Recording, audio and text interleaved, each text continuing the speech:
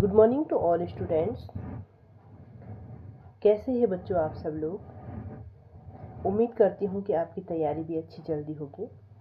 तो हम यहाँ पे बच्चों पढ़ रहे हैं बेसिक मैथ्स की जो ये क्लास है, यहाँ पे हम सेकंड क्लास ले रहे हैं, क्योंकि इससे पहले जो और हैं वो मैंने आपको पढ़ाया था स्टैंडर्ड में। बेसिक में मैं आपको बेसिक से शुरू कर रही हूँ, क्योंकि कुछ बच्चों की रिक्वेस्ट थी कि हमें आप बेसिक से पढ़ाएं। तो हमने कल काफ़ी कुछ सीखा था। आज की क्लास में हम पढ़ेंगे सह अभाज्य संख्याएं। सह अभाज्य संख्याएं, तो जो ये सह अभाज्य संख्याएं होती हैं, इनको आप इंग्लिश में कहेंगे को प्राइम नंबर। को प्राइम नंबर, ठीक है। तो जो को प्राइम नंबर्स होते हैं ये क्या होते हैं?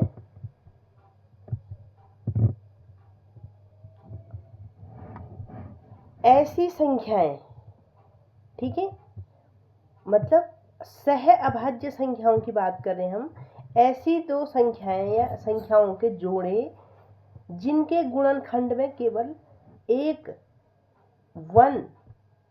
के अतिरिक्त और कोई भी उभयनिष्ठ गुणनखंड नहीं होता है।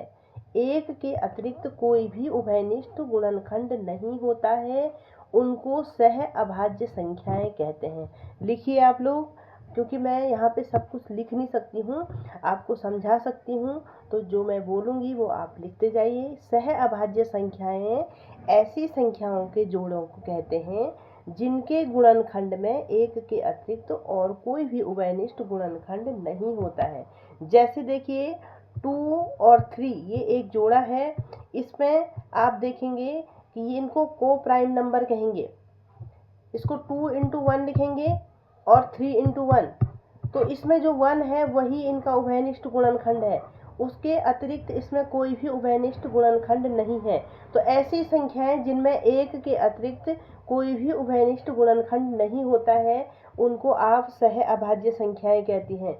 जैसे 3 और 4, इसमें भी देखिए 5 और 6 में देखिए, 14 और 15 में देखिए, तो ये सब आपकी सह अभाज्य संख्याएं हैं। बार बार क्वेश्चन आता है कि सह अभाज्य संख्याएं किसे कहते हैं, या इस तरह से भी क्वेश्चन आ सकता है कि निम्नलिखित जोड़ों में से सह अभाज्य संख्याएं कौन सी हैं, ठीक है।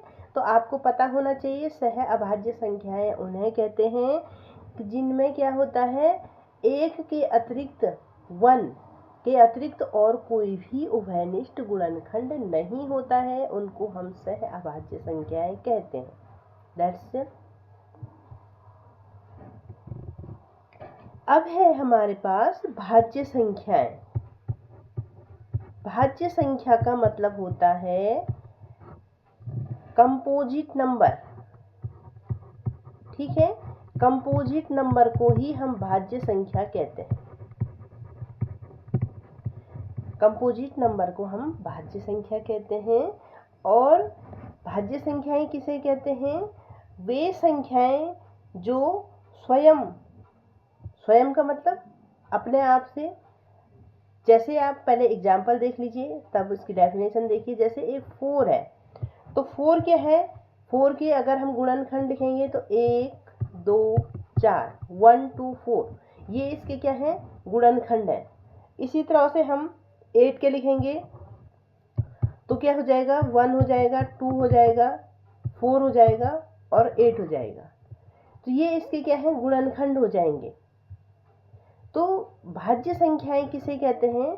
भाज्य संख्याओं का मतलब होता है जिसमें स्वयं, ये तो स्वयं हो गया, और एक के अतिरिक्त, स्वयं और एक के अतिरिक्त अन्य संख्या से भी जो विभाजित होता है। स्वयं और एक के अतिरिक्त जो अन्य संख्या से भी विभाजित होता है उसको भाज्य संख्या कहते हैं, उसको कंपोजिट नंबर कहते हैं, ठीक है। तो भाज्य संख्या की परिभाषा क्या लिखोगे आप? लिखिए अपनी कॉपी में कि जो संख्याएं स्वयं और एक के अतिरिक्त अन्य संख्या से भी विभाजित होती है उसको भाज्य संख्या कहते हैं। तो इस तरह से क्वेश्चन आ सकता है निम्नलिखित में भाज्य संख्या कौन है, ठीक है।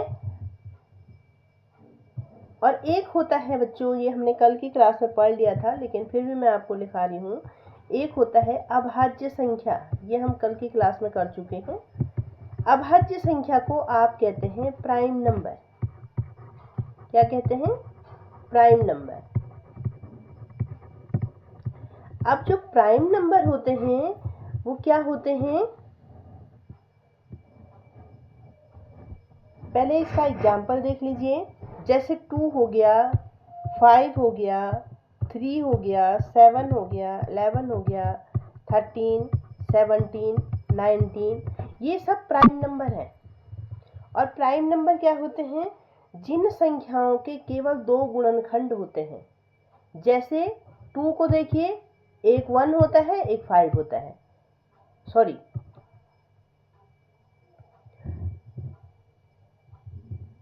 एक 1 होता है और एक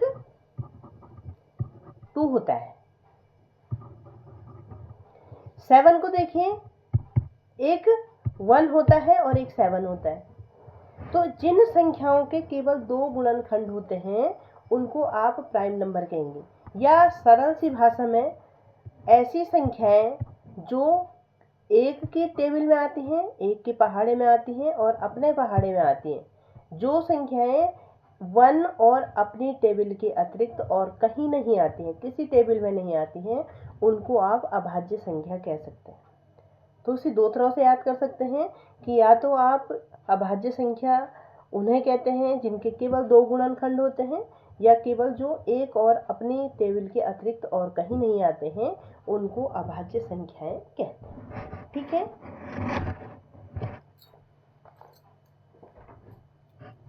इतनी बातें समझ में आ गई हैं?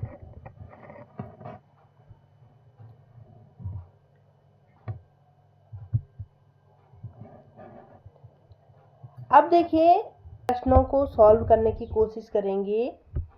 ठीक है? देखिए, आपके सामने प्रश्न लिखा हुआ है कि यदि कोई संख्या 4 तथा 6 दोनों से विभक्त है तो क्या यह आवश्यक है कि यह संख्या 24 से भी विभक्त होगी। ठीक है? इस तरह के क्वेश्चन आपके पास आते हैं तो आपने क्या करना है, कोई इसके जरूरी नहीं है। देखो यहाँ पे 4 तथा 6 का मतलब क्या हो गया, एक 4 है, 4 × 6 ये होता 24। तो कोई संख्या अगर 4 से डिवाइड है, 6 से डिवाइड है, तो क्या ये आवश्यक है कि 24 से भी डिवाइड होगी, ये आपको बताना है। ये इस तरह के, जैसे एक एग्जाम्पल ले लीजिए। ठीक है? जैसे हमने एक 36 ले लिया, एक एग्जाम्पल। ये 4 से भी डिवाइड है और 6 से भी डिवाइड है। कैसे? 9 4 = 36, 6 6 = 36। ठीक है? तो ये जो संख्या है वो 36 है, वह आपकी 9, 4 और 6 दोनों से विभक्त है। लेकिन कोई जरूरी नहीं है कि वो 24 से भी विभक्त होगी।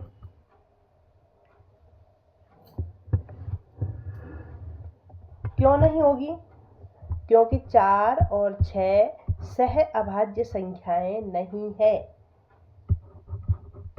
अभी हमने सह अभाज्य संख्या पढ़ी थी, तो जो सह अभाज्य संख्याएं होती हैं उनका क्या होता है कि अगर जो सह अभाज्य संख्या है उसमें ऐसा होता है कि अगर दोनों से ये विभक्त है, अगर 4 से भी विभक्त है, 6 से विभक्त है, तो इनके गुणनफल से भी ये विभक्त होगी। लेकिन तब कब होगी?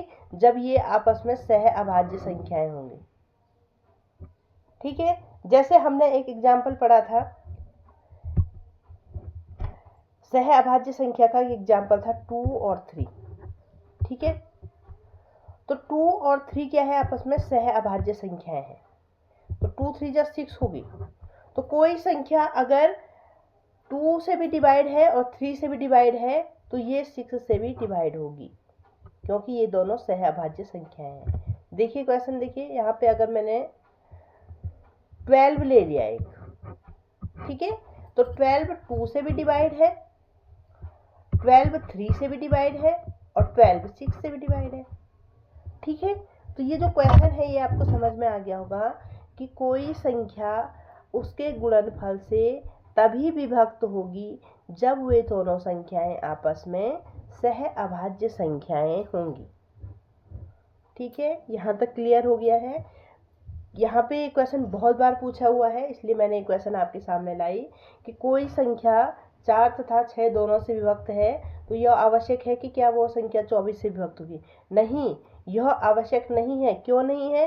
क्योंकि 4 तथा 6 दोनों सह अभाज्य संख्याएं नहीं है। यह इसका आंसर होगा। कई बार बहुविकल्पीय क्वेश्चन में पूछता है कि क्या कारण है, तो कारण क्या है? कारण ये है क्योंकि ये दोनों सह अभाज्य संख्याएं नहीं है।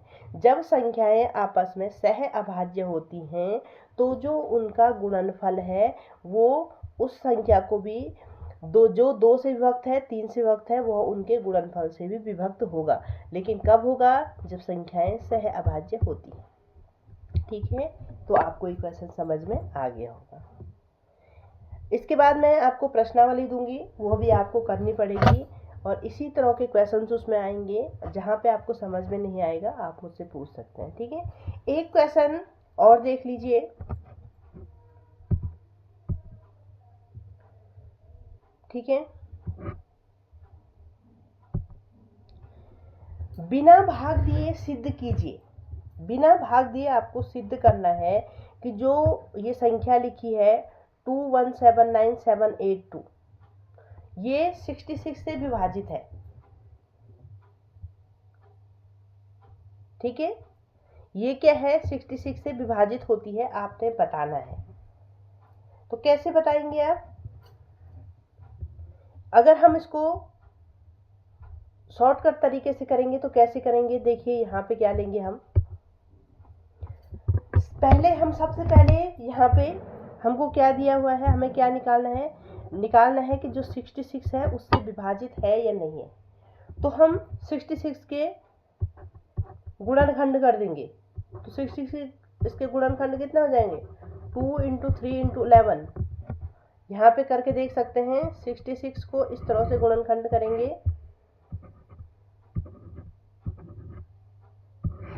ठीक है, आया समझ में? तो 66 के गुणनखंड 2, 3 और 11 है। ठीक है ना, ये हमने यहाँ पे गुणनखंड कर दिए हैं। तो हमें बताना है, ये क्वेश्चन बहुत बार आते हैं कि बिना भाग दिए सिद्ध कीजिए कि ये संख्या इस संख्या से पूर्णतः विभाजित है। तो कैसे निकालेंगे इसको? सबसे पहले हमने इसके गुणनखंड कर लिए। जो संख्या हमारे पास दे रखी है हमने उसके गुणनखंड यहाँ पे लिख दिए। ठीक है, अब हमने कल की जो क्लास है उसमें हमने पढ़ा था कि विभाजिता के नियम, जो हमने कल लास्ट क्लास पढ़ी थी। तो अब आपने देखना है कि जो विभाजिता का नियम है वो क्या कहता है। वो ये कहता है कि जो ये संख्या है वो 2 से डिवाइड होगी। क्यों होगी? क्योंकि हमने कल की क्लास में पढ़ा था कि कोई भी संख्या 2 से विभाजित तब होती है जब उसके इकाई का अंक या तो 2 हो, 4 हो, 6 हो, 8 हो, तो वो संख्या क्या होती है? 2 से विभाजित होती है। तो इसमें क्या है? इकाई का अंक 2 है तो इसका मतलब ये 2 से विभाजित हो रही है। दूसरा हमने पढ़ा था, क्या यह संख्या 3 से विभाजित होगी? तो 3 से विभाजित का नियम हमने पढ़ा था कि यदि इस संख्या के अंकों का योग 3 से विभाजित हो जाता है तो इसका मतलब ये संख्या 3 से विभाजित होगी। तो यहाँ पे संख्याएं कौन सी हैं? 2 + 1 + 7 + 9 + 7 + 8 + 2। इसको प्लस करिए, सही लिखा है 2 1 7 9 7 8 2।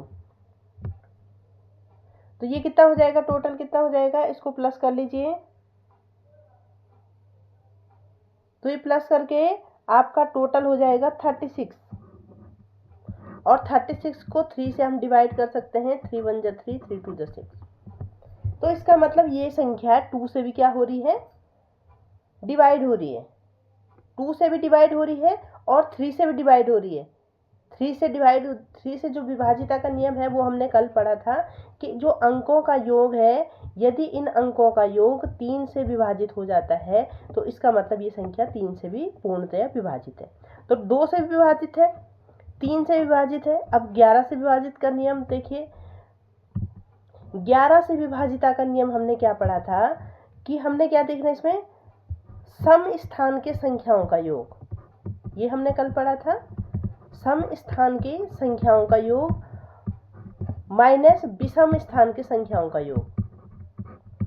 यदि यह योग आपका 0 आता है तो इसका मतलब यह संख्या 11 से भी पूर्णतया विभाजित होगी। तो सम संख्या किसे कहते हैं? सम संख्या आपकी में 8 आ गया, एक 9 आ गया और एक 1 आ गया, ये आपकी संख्याएं सम संख्या हो गई। तो सम संख्याओं का योग कितना हो जाएगा आपका यहाँ पे? देखिए 8 प्लस 9 प्लस 1 ये सम संख्याएं हैं, और यहाँ पे माइनस, और विषम संख्याओं में कितना आ रहा है? 2 प्लस 7 प्लस, देखिए 2 है, फिर 7 है, फिर 7 है और फिर 2 है।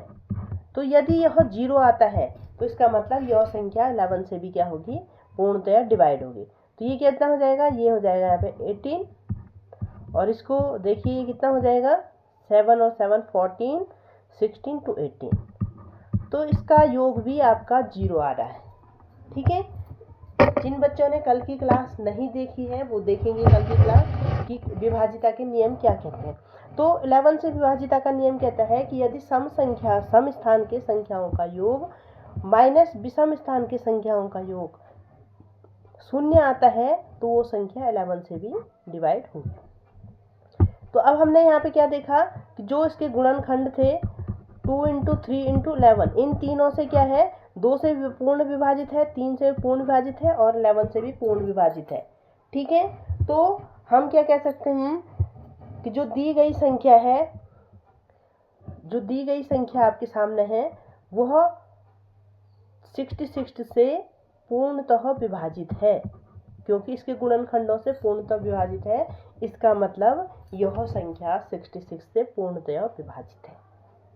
तो उम्मीद करती हूँ आपको समझ में आ गया होगा।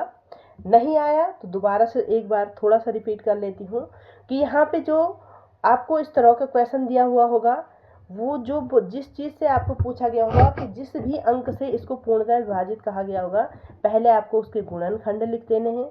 गुणनखंड लिखने के बाद जो उसके गुणनखंड आएंगे उनसे एक एक करके आपने चेक करना है।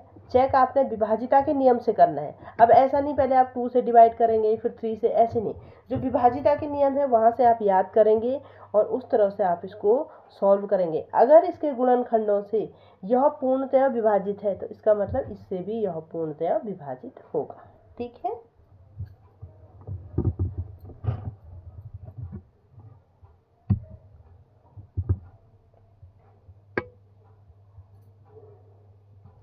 अब कुछ तथ्य हैं उनको मैं लिख करके दे दूंगी आप लोगों को, और आप वहां से उसको सॉल्व, उसको याद कर लेना। ठीक है,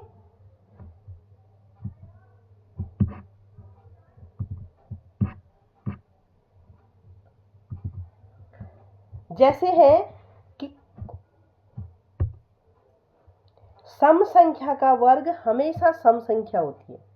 ठीक है, जैसे 2 का वर्ग हमेशा क्या होगा? 4। इसका मतलब होगा सम संख्या का वर्ग, लिखिए आप, मैं यहाँ पे लिख नहीं रही हूँ, सम संख्या का वर्ग हमेशा सम संख्या होता है। ठीक है, ये रटने वाली बातें हैं, मैं आपको समझा रही हूँ। सिर्फ सम संख्या का वर्ग केवल सम संख्या होता है। दूसरा तथ्य आप याद करेंगे, विषम संख्या का वर्ग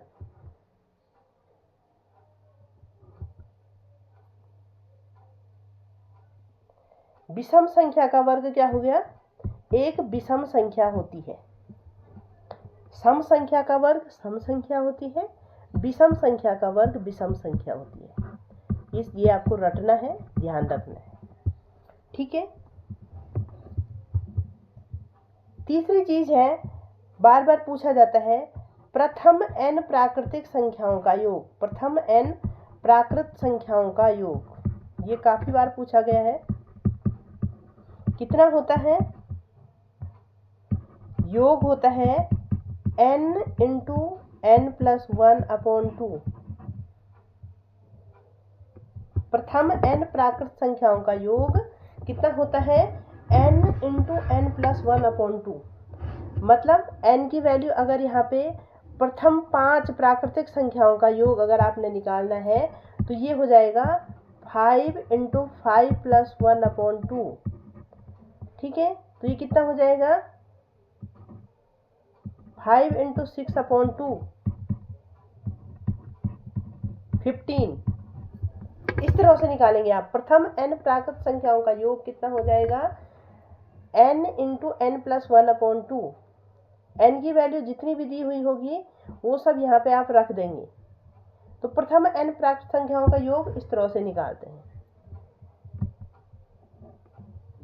फिर है प्रथम n सम संख्याओं का योग। देखिए, प्रथम n सम संख्याओं का योग,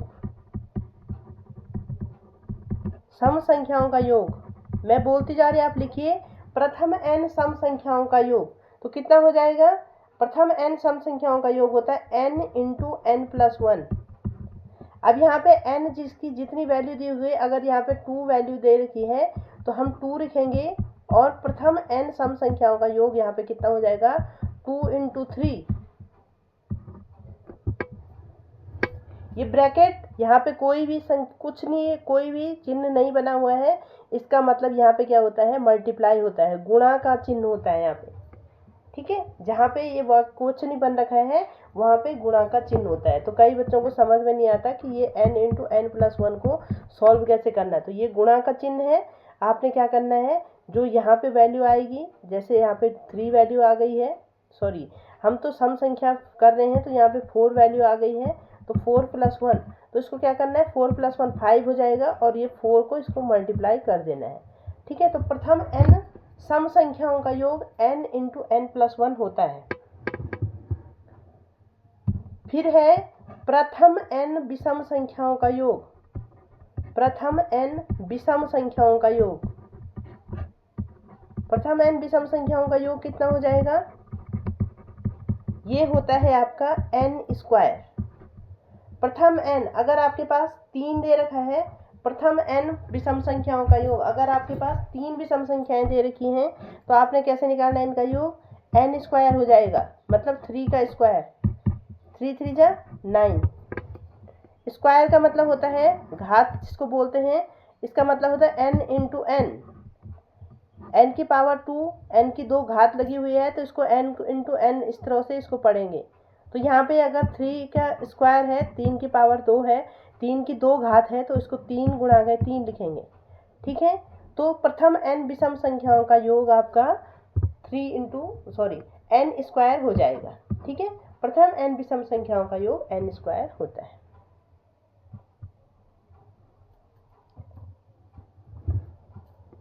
अब है एक चीज और नोट कर लीजिए आप,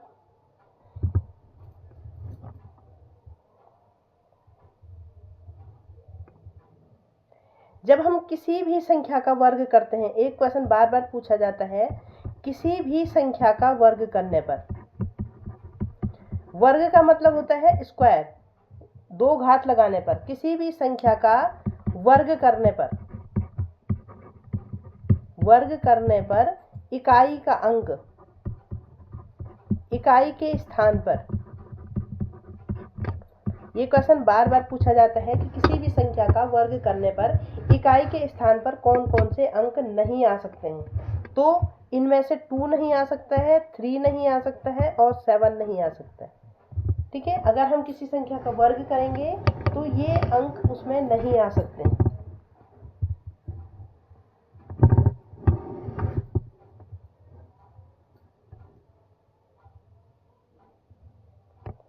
तो ये हमने कुछ बेसिक बातें सीखी हैं। अब मैं तुमको थोड़ा सा गुणनफल करने की जो शॉर्टकट मेथड होता है वो आपको बताती हूँ। ठीक है, ये हमने कर लिया है। ये देखिए, यहाँ पे एक क्वेश्चन आपके सामने दिया हुआ है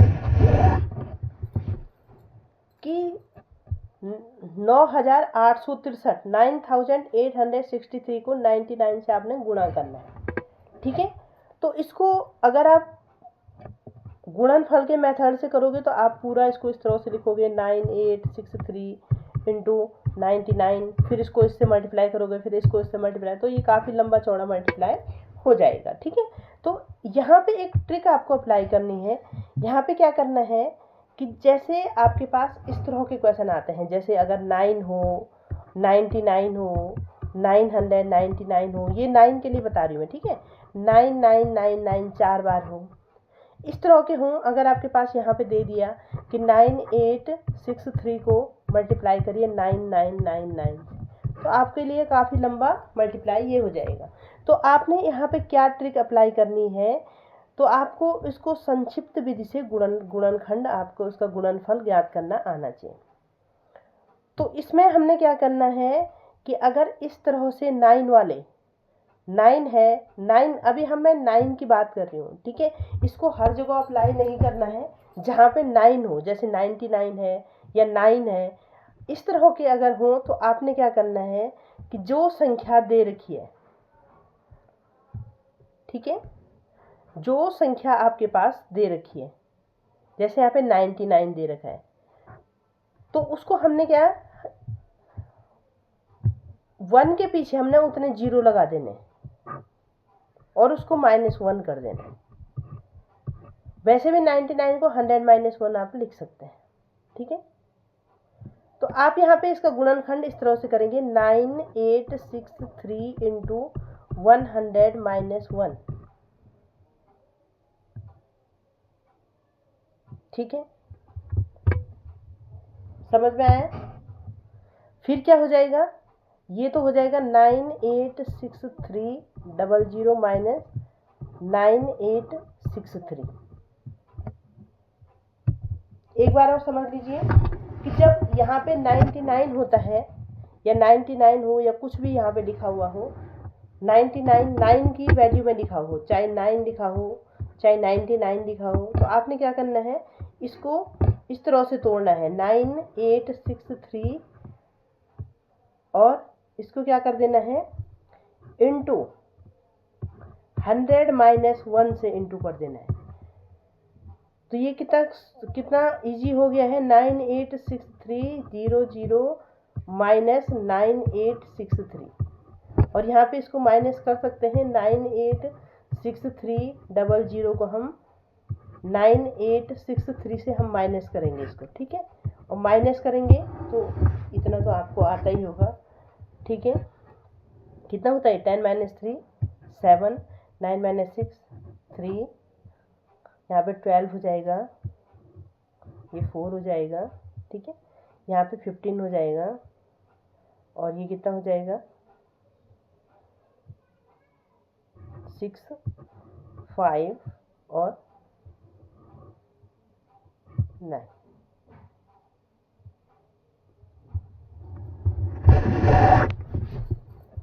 फाइव नहीं होगा यहाँ पे, ये 7 होगा, ठीक है। तो ये कितना हो जाएगा 976437, इसका आंसर आ जाएगा ये माइनस करके। तो हमने यहाँ पे इजी मेथड से करा कि इसको क्या कर दिया कि यहाँ पे 99 को हमने 100 - 1 लिख दिया। अब जैसे देखो एक क्वेश्चन आपके पास दिया हुआ है, इसको आप खुद से सॉल्व करेंगे, 10581 इंटू 99999। तो आपने क्या करना है, यहाँ पे जितने 9 हैं उतने 0 बना देने हैं 1 के पीछे, ठीक है, जैसे ये 10581 है, इसको इंटू कर देना है। अब जितने वो 9 है 1 2 3 4 5 1 2 3 4 5 9 है, इसको -1 कर देना और इसको मल्टीप्लाई करके माइनस कर देना है, तो आपका बिल्कुल राइट आंसर आ जाएगा, ठीक है। तो ये शॉर्टकट विधि है किसके लिए, जब यहाँ पे 9 के क्रम में दिए हो, चाहे 9 दिया हो, चाहे 99 दिया हो, चाहे 9999 दिया हो, तो वहाँ पे आप इसको अप्लाई कर सकते हैं, ठीक है। तो यहाँ पे आपको समझ में आ गया होगा इस तरह से आपको कैसे करने हैं। अगर फिर भी किसी बच्चे को समझ में नहीं आता है तो आप मुझे कांटेक्ट कर सकते हैं, पर्सनली मैसेज कर सकते हैं, या मुझे कॉल कर सकते हैं, या कमेंट में जो जिन बच्चों की पहुंच से दूर हों वो मुझे कमेंट कर सकते हैं, तो मैं दोबारा से आपको समझा दूँगी, ठीक है। अब देखिए, अब मैं आपको, ये तो हमने 9 के बारे में सीखा कि जो 9 के क्रम में हो उसको हम कैसे सॉल्व करेंगे, ठीक है। उस पर मैं आपको एक एक्सरसाइज भी दूंगी, उसको आपको सॉल्व करके लाना है, और जो बच्चे मुझसे दूर रहते हैं वो मुझे कमेंट में उसके आंसर बताएंगे, और जो मेरे कांटेक्ट में हैं या मेरे पास जो पर्सनली पढ़ते हैं वो मुझे डायरेक्टली चेक कराएंगे, ठीक है। तो यहाँ पे लिखा हुआ है 7946 इंटू 125 का गुणनफल ज्ञात कीजिए। तो गुणनफल आप बोलोगे तो बहुत ईजी है, इसको 7946 लिखा और इसको 125 लिख दिया और इसको गुणन कर दिया। लेकिन हमको यहाँ पे संक्षिप्त विधि सीखनी है, क्योंकि जब एग्जाम में आप बैठते हो तो वहाँ पे आपके पास लिमिटेड टाइम होता है। इतने लंबे लंबे गुणनखंड गुणनफल आप करने लगोगे तो फिर आप क्या हो जाएगा, इसको मल्टीप्लाई करोगे, इसको इससे करोगे, इससे करोगे, फिर प्लस करोगे, फिर तो ये क्या हो जाएगा, ये काफ़ी लंबा हो जाएगा। तो हमको क्या करना है, शॉर्टकट विधि सीखनी है। तो अगर किसी संख्या को 5 से गुणा करना है, ठीक है, अगर किसी संख्या को 5 की घात से गुणा करना है। अब यहाँ देखिए 125, देखिए 125 के अगर हम गुणनखंड करते हैं तो ये कितना हो जाएगा, इतना हो जाएगा, फिर 5 5 जब 25 हो जाएगा और 5 1 जब 5 हो जाएगा। तो 125 को हम लिख सकते हैं 5 इंटू 5 इंटू 5, या तो ऐसे लिखिए, या इसको क्या लिख सकते हैं 5 की पावर 3, 5 की घात 3, 5 की पावर 3, इसको 5 की घात 3 लिख सकते हैं। तो जब हमको क्या करना है, किसी संख्या को 5 की घात से गुणा करना है, ठीक है, जब हमको किसी संख्या को 5 की घात से गुणा करना है, इसको हम 5 की घात 3 लिख सकते हैं। तो जब हम किसी संख्या को, हमने 5 की पावर में n समझा रही हूँ अभी, ठीक है, अगर हमको किसी संख्या को 5 की पावर n से गुणा करना है, 5 की पावर n से गुणा करना है, तो हमने क्या करना है, संख्या के दाहिनी ओर जो संख्या है, संख्या का दाहिनी ओर ये हो गया, संख्या का बाईं ओर ये हो गया। तो संख्या के दाहिनी ओर हमने क्या करना है, n शून्य लगाने हैं। सबसे पहले रूल लिखो, संख्या के दाईं ओर क्या करना है, n शून्य लगाने हैं। मतलब यहाँ पे 5 की पावर n है तो 5 की घात कितनी है, 3 है। तो यहाँ पे संख्या के दाईं ओर कितने शून्य लगेंगे, 1 2 3, 3 शून्य लग जाएंगे, ठीक है। और उसके बाद क्या करना है, जो संख्या बन जाएगी उसको 2 की पावर n से भाग दे देना है, उसको 2 की पावर n से भाग दे देना है। 2 की पावर n की वैल्यू कितनी आ जाएगी, यहाँ पे 2 की पावर 3, 2 की घात 3, तो 2 की घात 3 कितना होता है, 2 दूनी 4, 4 दूनी 8, तो 2 की घात 3 8 हो गया, 8 हो गया ये, ठीक है। तो अब 8 से इसको डिवाइड करेंगे तो इसका गुणनफल ज्ञात हो जाएगा। अब यहाँ पे आपको समझ में आया कुछ? हमने कहा कि यदि किसी संख्या को 5 की घात n, 5 की पावर n से गुणा करना है, 5 की पावर n का मतलब होता है कुछ भी हो सकता है, n की वैल्यू कुछ भी हो सकती है। 5 की घात n से अगर हमें गुणा करना है तो जो हमारे पास संख्या दे रखी है उसमें उतने शून्य लगा देने हैं जितनी n की वैल्यू हो, उसमें उतने शून्य लगाने जितनी n की वैल्यू हो, और उसको डिवाइड 2 की पावर उतने n से करना है। n की वैल्यू जो भी होगी वो यहाँ पे पुटअप कर देंगे। देखिए एक बार और देख लीजिए इस क्वेश्चन को। हमने कहा कि इसको हमने कैसे करना है, तो हमने कहा जो 5 की घात होगी, 5 की पावर n है, अगर किसी संख्या को 5 की पावर n से हमने मल्टीप्लाई करना है तो हमने क्या करना है, उस संख्या के, जो यहाँ पे संख्या दे रखी है, उस संख्या के दाहिनी ओर n, जो n है, n शून्य लगा देने हैं, और नीचे क्या करना है, 2 की घात n, इससे डिवाइड इसको कर देना है, इससे भाग दे देना है इसको। तो 5 की पावर n हमने यहाँ पे करा था 125, तो 5 की पावर 3 आ रही थी, 5 की घात 3 आ रही थी। तो 5 की पावर अगर 3 आ रही है तो हम यहाँ पे वैल्यू रखेंगे, तो इस तरह से इसको सॉल्व करेंगे। जो ये आपके सामने क्वेश्चन दे रखा है 7946 इंटू 125, तो इसको हम सीधा सीधा लिखेंगे 7946। अब कितने, 5 की पावर कितनी है, 5 की 3 है, 1 2 3, और यहाँ पे 2 और 5, n की वैल्यू कितनी है, 3 है। तो ये हो जाएगा 7946000 अपॉन 8। तो ये यहाँ पे 8 हो जाएगा, तो 8 से आप क्या करेंगे, इसको डिवाइड कर देंगे। और जब 8 से इसको डिवाइड करेंगे तो इस तरह से आप इसको, अगर इस तरह से करना चाहते हो तो यहाँ पे ऐसे ही ऐसे कर देना इसको डिवाइड। आप देखिए इसको डिवाइड करके देखिए, 8 9 जा 72 होता है, ठीक है। फिर 7 4 8 9 जा 72 होता है, कितना इजी हो गया ये, 26। 8 3 जा 24 होता है। इसको मैं एक बार डिवाइड करके दिखाती हूँ। 7 9 4 6 0 0 0 डिवाइड बाई कितना हो जाएगा, 8 हो जाएगा। तो आप यहाँ पे कितना लिखेंगे, 8 9 जा 72 हो जाएगा। फिर यहाँ पे 74, 8 9 जा 72 हो जाएगा। फिर यहाँ पे 26, 8 3 जा 24 हो जाएगा। फिर 2 हो जाएगा। फिर 8 2 जा 16 हो जाएगा।